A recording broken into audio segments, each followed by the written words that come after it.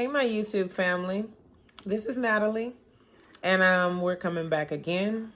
Tonight, we're going to dig a little deeper. I have the same guests that we had yesterday, and I'm honored to have them back to give us a male's perspective on the different things in life that happen and with relationships, families, life in general. So, again, just like we were doing on yesterday, I'm going to be asking him some questions and getting his opinion. And I'm very honored to have him on here with us to be able to share his personal thoughts or his personal experience with us. So we're just going to go ahead and dive on into it. And we're going to start off with, hello, are you there? Yeah, I'm here. Okay. So let me ask you, what are the top 5 things that destroy families and relationships that you believe? Well, me personally, I think it has something to do with finances, child rearing, religion, politics, and family, or what you call in-laws. You know, them butting into your family business, things like that. Yeah, you kind of touched on that last night, I believe. Yes. Okay. So, why would the finances destroy the relationship? Well, I mean, you can get into a relationship. One can be a spender, the other can be a saver, or, you're just not seeing eye to eye on how things should be ran in the household based on finances because, none of us really grew up. Well, let me rephrase that. A lot of us didn't grow up in school where they taught how to run households, finances, and things of that nature. Even today, they don't have a whole lot That's true. about finance. You can find a lot of that now on YouTube, but when I was growing up, they taught basic math. They taught us how to write out checks, but they didn't teach us how to pay bills and, how to create credit and things of that nature. So when you get with someone that's probably polar opposite of who you are, then it's going to be a clash because everybody has a different idea on the way money should work. And if, the two people come together don't believe in the same ideology of how money should work, then it's never going to work. You're right, because for a long time, I didn't make much money working at certain jobs, like, let me just say McDonald's, when I first started off. But even in my adulthood life, when I was working at McDonald's, I wasn't making much money, but the little that I was making, I was spending. And then when I had the opportunity to make a lot of money working in the plants, I started spending even more because I felt like if I'm making this much money, I could spend this much money. It wasn't until, later on I learned that just because you're making more money don't mean you have to spend more money. More money actually is an opportunity for you to put back something. But you're right, they don't teach about saving and putting up or emergency fund or, having something or preparing for retirement. Let me say it like that. That's not something they teach in the family unit, even as children. They don't teach us stuff like that. So when we get older, we find ourselves struggling a lot of times or not making ends meet, as they would say. So that's very good.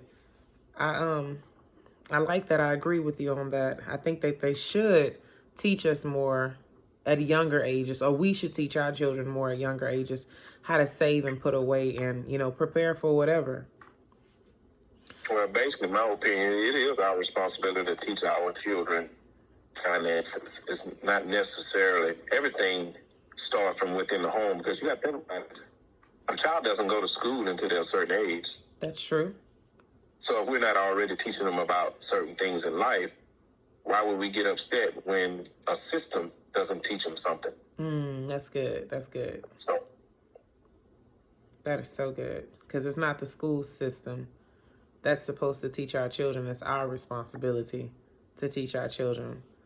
That kind of goes back to... It's their job to teach, but it's our job to set a foundation. That's true. There you go. You said a mouthful because it starts at home with us first. I totally agree. So, why do you think family is something that destroys relationships as well. It's a part of the top 5. Let me say it like that.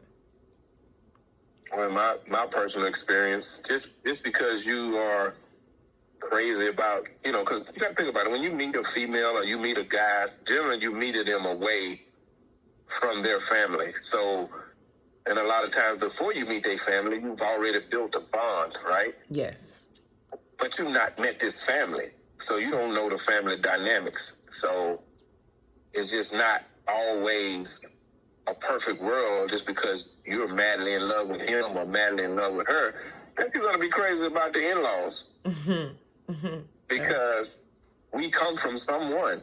That's and true. Generally, we come from two someone. So there's a mom and dad. In most cases, unless it's a single mom or a single dad home, that we come from a structure of we may not, or the in-laws might not even like us just because you do. So, and that's where the problem begins. I believe you, because I think sometimes, like you said, kind of piggybacking off of that, sometimes when you grow up in single parent homes, and I mean, like for me personally, I grew up with a single mom with 2 kids, and so I didn't have a dad structure in the house to see how things were ran or to see how things were supposed to be, this, that, and the other. So sometimes people get it in their mind that that's how it's supposed to be. So sometimes people are not always agreeing when they see you in a happy relationship and happy, enduring, and thriving and becoming successful, because it looks different to them, because maybe that's not something they've seen on the regular, is a good stable relationship or a good happy relationship, and sometimes I think that's where the hateration come in at, where people want to voice their own opinion about the person that you're with, or because that's not what they're used to, or just going back, just, a personal thought. I remember someone told me a while back, when this was in my past relationship, I'm not going to go into it, but they were like, you and your mate are happy and we're jealous because y'all happy and we're not happy. So when this other couple told me that, I'm like, wow, they were jealous of me and the guy who I was with at the time. They were jealous of our happiness because they felt like their relationship, even though they had been together for a long time, should have had that happiness that we had.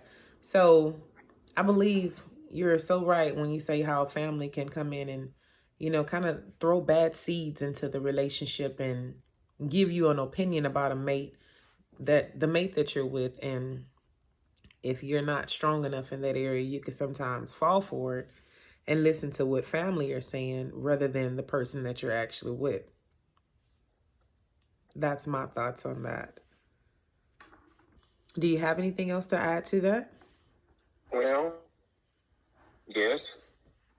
Go ahead. A lot of times when we meet someone, we want our in-laws, we want our immediate family, like brothers and sisters and cousins or whatever, to approve of this person. Yes. And like you say, these other people could not be in a sound relationship or a good relationship or never saw one. And when you see happy people, that's considered healthy. And when you're not used to seeing a healthy relationship, then everybody forms their own opinion based on that. But it goes both ways, you want people to approve who you're with. This is why you're introducing them to them. Right. But then, because of certain upbringing, people could be critical to, you're not ready, you're not old enough, do they have this, do they have that? When in their relationships, they were never required to have those things, but all of a sudden, as you're, being the child, they want you to require all these other things, or if they've been hurt, or who's his people, and, who's her people, or have they ever been divorced, and all this stuff. So they bring a whole lot of trauma a lot of times to a situation that's just not even necessary. So true. Or things that they haven't healed from, and they're reflecting that on you. Correct. Yes, I totally understand. I've been there. I've experienced that. And So I think it's just, best sometimes if you're in a relationship with someone not to even put people in your business like that, even though you want your families, and I mean extended families approval. I believe sometimes it's not even necessary, for their approval when you're in the relationship with the person, not them. You have to go home to this person, not them. And then Well, sometimes, go ahead. I'm sorry. I kind of find that hard to do because there's family get-togethers, That's right. reunions, and things of that nature. So what are you going to do? Leave your significant other at home because nobody approves of them? You know, Right. or sometimes one or the other might demand that they meet who you was raised by. That's So, true. so a lot of times the pressure is put on you based on that instead of just trying to build something and making it strong enough to stand whatever the other side is bringing. You know, so sometimes you have to give that other person, what they want. So that's my thoughts on that. Okay, I like that. I like that. See me, I'm more of it ain't they business. You know what I'm saying? And it's not always a good thing, but you're right. If you're going to a family function and why would you leave your significant other at home? And then they might start feeling some type of way, like, why you don't ever want to take me to the family get-togethers and stuff. Then that's a whole nother animal that you got to deal with. So you're right. It's best to just face it head on. And whatever your people are going to say are their opinions, that's their opinions at the end of the day. And you do want people to accept who you're with and see that, you are safe with someone. So you're right. You're right. That's another way of looking at it. I like that. So, okay, out of the 5 things that destroys families and relationships, why do you believe kids are in that category? Well, me personally, I'm a stepchild. Okay. So I've been a stepchild for 53 years. And if you don't have a father there and you have a daddy, and that's all you know when you're growing up, and then you find out something different. But my whole thing is not only am I a stepchild, I'm a stepdad, right? Yes. And maternally, a woman is built to have the children. A man can have multiple children. A woman can have multiple children. The difference is the majority of those children are going to come out of her. Okay. So people talk more about stepdads than stepmoms. You understand what I'm saying? That's true. So my whole thing is, it's kind of hard. Just picture Mama Bear. Okay. It's normally Mama Bear in a cub or two, but there's no Papa Bear. Oh, right. So when Papa Bear comes in, he has to deal with children that aren't his. So biologically the father, which I found myself personally, I could be I was a biological father and a stepfather at the same time. And the only thing is that is what you considered not different is she was the mother of all the children, even though I was a step and a biological to half the children or more. So, but a woman instinct is to protect her children. Right. So when a man decides to discipline or, try to teach, and if she doesn't feel like that's a good thing as far as the teaching or the discipline, then she's going to come against it. So now you grew up in one world, raised this way, sort of like the finances. And she grew up in this world, living this way. Like what I've heard in my past, a woman say, hey, I'm going to spoil my kids because I want to give them everything I never had. Guilty. But then the man is raised, okay, sometimes it's for them to be told no or for them to struggle through certain things. So when life comes at them, they know how to deal with it. And then that's where the clash begins. Because nobody is agreeing on what they think. Like if you talk about religion or, how they're supposed to mind, like me growing up, it was mandatory that we said, yes, ma'am, no, ma'am, yes, sir, no, sir, thank you, please. But nowadays, children are speaking, yeah, no, whatever, what's up? You know what I'm saying? Yeah. And with my children, even through text message with this text stuff, my baby mom, as she say, the mother of my kids, used to always say, well, she can say, she don't have to say yes, sir. And I'm like, no, that's what she have to say to me. Now, she may not say that to you. Right, respect. But she have to say that to me because that's what I say to my parents. Mm-hmm. And I'm a grown man too, but we never outgrow our parents. That's right. So, and then other parents don't require that. And so it become a clash. Right. It does. It does. Oh my gosh, you said a mouthful on all that, especially with the kids in the home, you know, because sometimes it could be two totally different upbringings. And like you said, with one who didn't have a lot coming up and wants to give that to the children, I know that I'm guilty in doing that. And I still have to find myself not doing that at times, giving them what they want, knowing that I didn't have that coming up. It was not like that. I mean, we literally got it out the mud. I watched my grandma work hand and foot to make sure we had, and I watched my mom work 1 to 2 jobs to make sure we had. So for me to turn around and then do opposite of what I was taught, because I mean, I don't know about you, but I grew up on government cheese and the peanut butter that tore up the bread. So we didn't have it easy, but it made us appreciate what we did have. And I remember my grandma going, and it was like special times we would get them Whoppers when they was at Burger King and they was just $1. So, you know, we didn't have all those good luxury things of going out and eating and doing all these nice things and spending money here, there, the other. And it's like in today's society, and I know I do it, I'm quick to go to a fast food restaurant. I cook, but it's easier for me to go and pick up something for my kids rather than come and stand over a stove and cook some more after baking.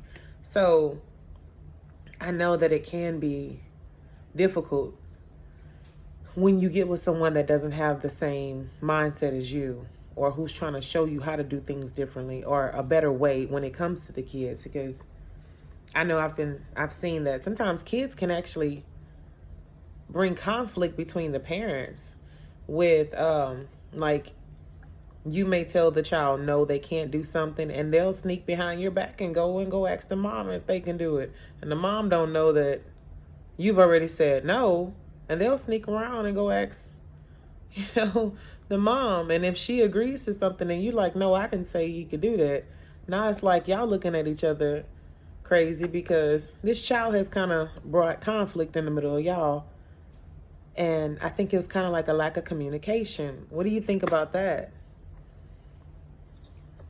Well, and that's the part about the child rearing, because the parents should already have the communication together. Okay. So that way it prevents the children from them playing against each other. Okay. You know?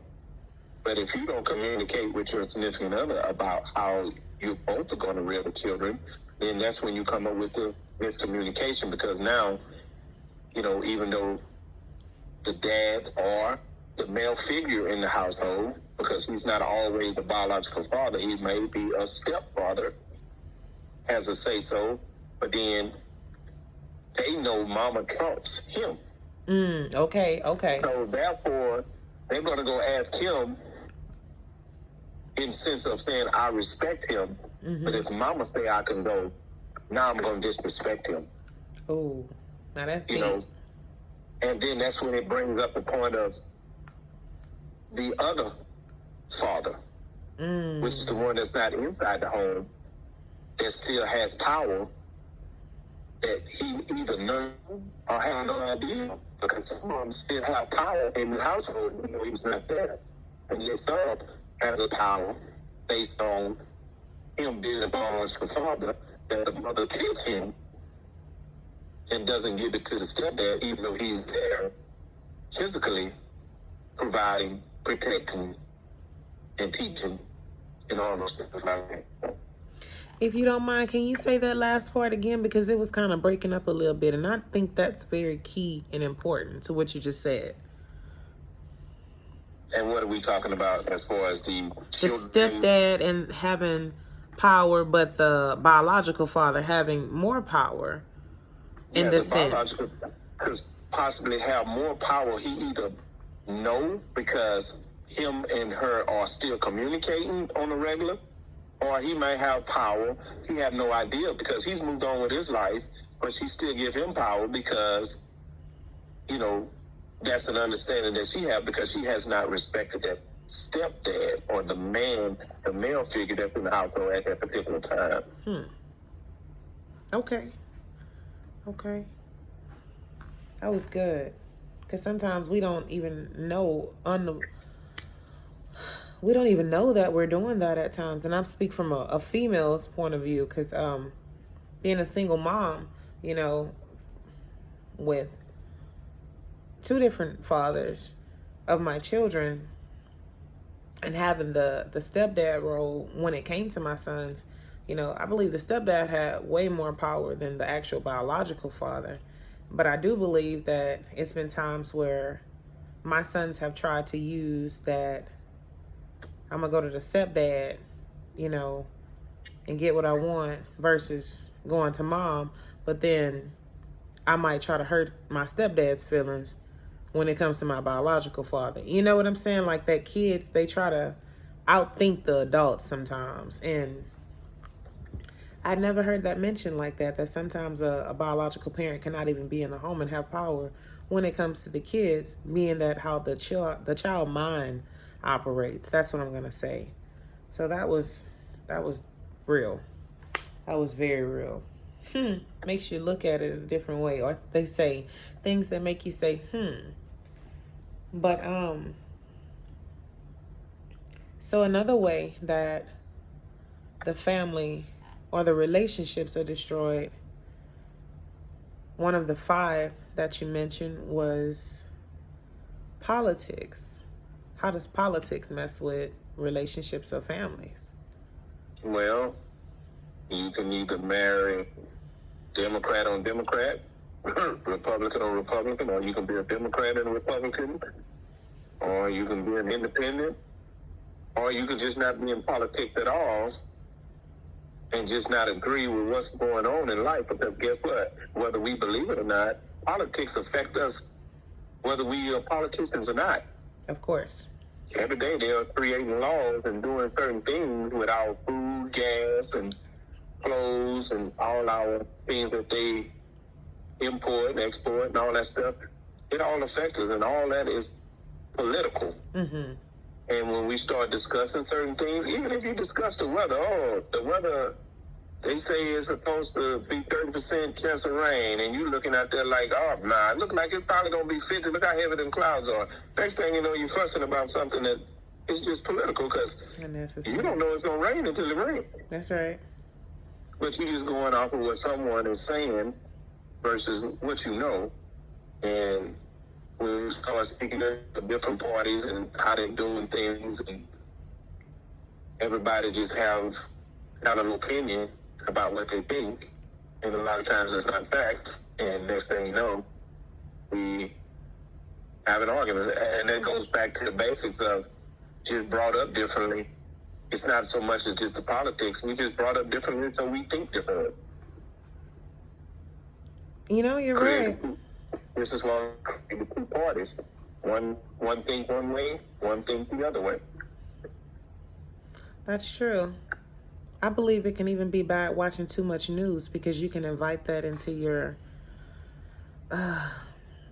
when you invite that into your mindset and your spirit and stuff like that, it's like it kind of changes the way you're looking at everything that you do now, because you can't even really enjoy your family or your home or what's going on because you're worrying about what's going on the news, or now you're bringing that what's going on there inside your personal home. Like, I know personally, I don't like to watch the news that much Because it's, to me, it could be down, depressing. Somebody's always getting killed and shot, and we're in a recession, and this is happening and that's happening. So it's like sometimes it could put me in a downward state mentally, like where I'm like, oh my God, what are we gonna do now? I'm worrying when I'm not supposed to be worrying. I'm supposed to be enjoying my kids and actually living and preparing.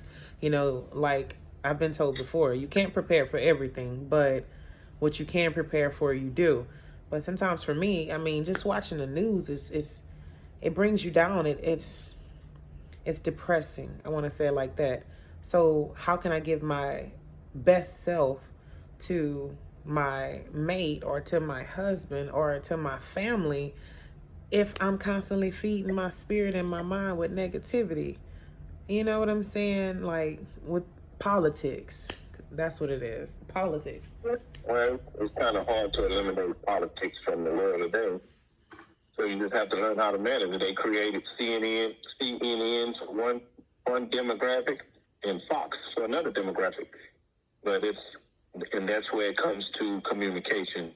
It's always the key to a household in order to get an understanding. And that's why people are supposed to date and have an understanding of who you're dealing with and what you believe in before you even get to that place. But sometimes it doesn't happen that way because how they say, love at first sight, nobody cares about what happens there. That's true. That's true. You don't care about nobody, politics, and none of that stuff is like, oh my gosh, you're the one. Yeah, let's get to the honeymoon and get it over with. That's right. That's right. On to the real life, because this is about to be over. But that is good. That's good with politics. It kind of brings me on over into the next one, which is religion. How does religion? I know that right there. That's like boom. Because we all know. I've heard so many different people saying. I think you even said it in the last conversation we had that a lot of women are married to Jesus. Jesus is their man, and long as I got King Jesus, don't need nobody else. You know what I'm saying? But if that was the case, we wouldn't need people. So what are your thoughts on that? Religion. Messing up. That's when religion, to me personally, that's when religion and politics kind of go hand in hand, Okay. Because everybody's going to debate about this subject. This subject can be talked about forever and a day because everybody's going to be right. Okay. Even when everybody is wrong. So when you start dealing with that and what you believe, because there's so many, per se, there's only one God, one Jesus, one Holy Spirit, but there's so many different religions. So everybody get a chance to choose who they want to worship, even though we speak about one God that's better than all these other gods that are being created, but yet still he gives us the right to choose our own faith. So, and if you have two people that get together, one's a Baptist and one's a Protestant, because they normally don't mix them. You normally try to stay within your religious beliefs. Yeah, equally yoked. But every now and then when you meet love at first sight, you don't have no badge on your shoulder saying, I'm Baptist. That's true. That's true. I'm cozy. You know what I'm saying? Right. So when you fall for that person, you're not looking at their religion at the time. You're assessing everything else. And when you have a conversation, you can find out shortly after what they really believe in. But a lot of times, if you everyone is, you're willing to fight that fight. Right. And it might not always be the best fight, but you're going to give it a shot because you know darn well you wasn't raised a Catholic and you're a Baptist and our beliefs don't match. But you figure, hey, I'm going to force it. I'm going to make that work, And that's not always the case. Right. That's true. Well, what would you say if people's like, I'm a believer, I believe in God, I love God, and if this person believes in God and they love God, like, religion really doesn't matter, if they want to be together and make it work. Like, what if they really don't care about each other's religious background? Like, I know in Ain't no some such cultures they ain't no such animal. really.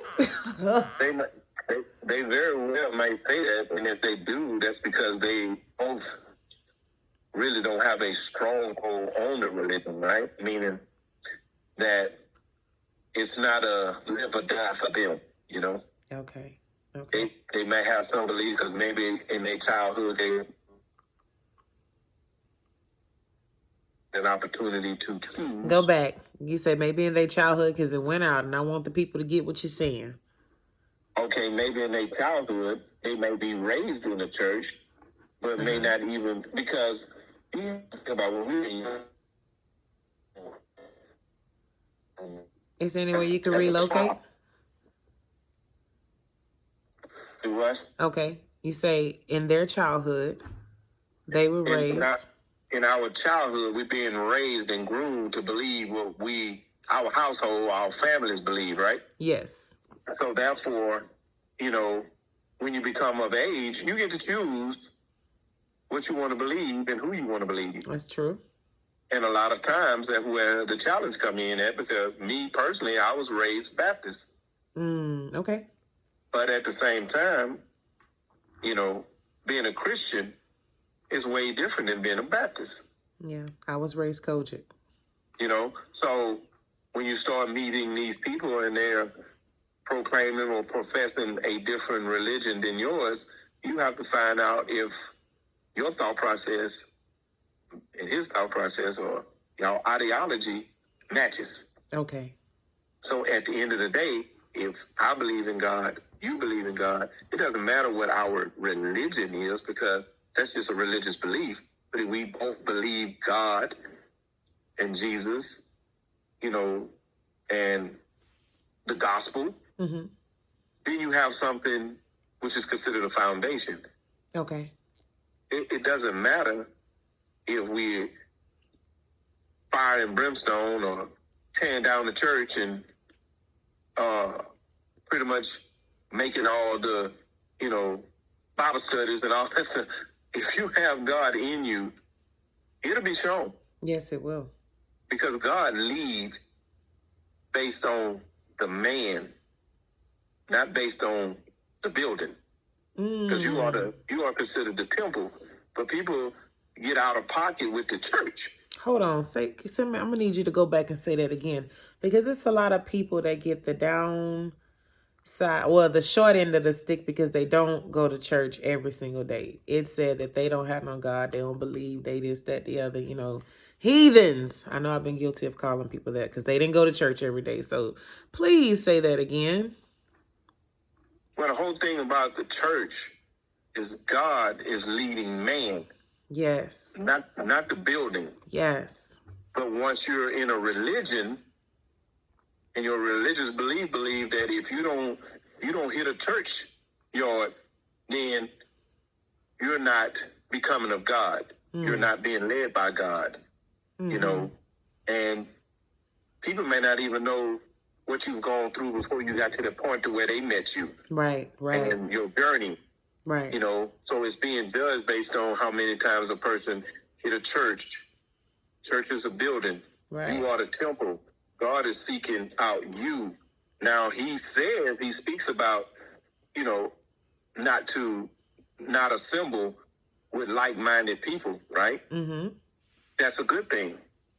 But a lot of times, even the like-minded people, they're just as corrupt as the ones that's, why you think Jesus himself dealt with more of the sinners than he did of the righteous. That's right. That's right. That's right. So his own people crucified him. That's right. That's right. So if all the religion was so religious, why did they be the one to turn Jesus over to crucify him? That's true. So he came for the Gentile. He didn't come for his people, because he said he came for the ones that were sick. The ones that really needed him. In That's the who he was streets. coming for. So that's me. That's who he came for. But he didn't tell me, you know, if you don't go to church, then I'm going to forsake you. He said, I will never leave you nor forsake you. That's the He didn't word. say, well, if you don't go to a building and worship me, when I can get on my knees anywhere. Amen.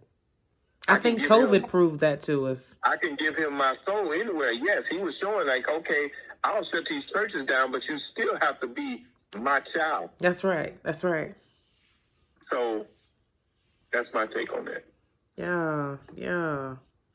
So true. I'm so glad you explained that, because I've heard a lot of people say, you know, you have to come to church. You got to come to church. You got to be in church. You got to be in church. And I used to tell people all the time, we are the church. We're the temple. God is not coming back for a building.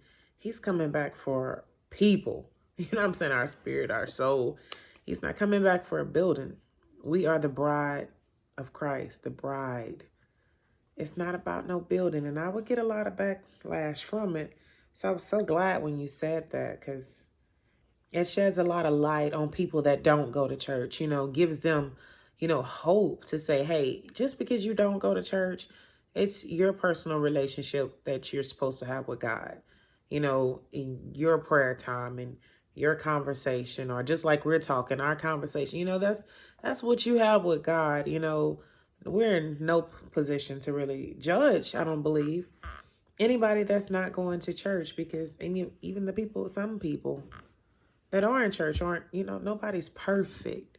We're all working towards something, but are working But towards being better. God actually speaks about not judging those, or he'll judge them. That's the word. That's the word. Or let us judge righteously. And I don't think people are really taking the time to look through righteous eyes, the right way of looking at people, to have compassion for them. It's not a lot of compassion going on for some. You know, now some people do look at others that are not going to church, and they do show compassion for them. And, you know, they're not trying to drag them to a building to say, this is what you're supposed to be doing. So my whole thing on that is having compassion for someone that don't go to church doesn't mean they're not saved. Everybody figure if you're not going to church, you're going to hell directly on a rocket, fast as you can get there. That's what they say. Just like doing Monopoly. Do not pass go. Go directly to jail. You know, and to me that's crazy, because that's the judging part. Yeah.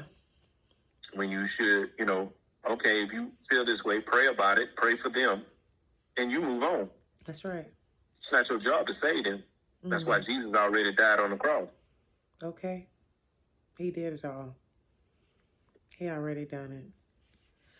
Oh, I'm so glad we have touched on all 5 of these things that mess up the families and relationships.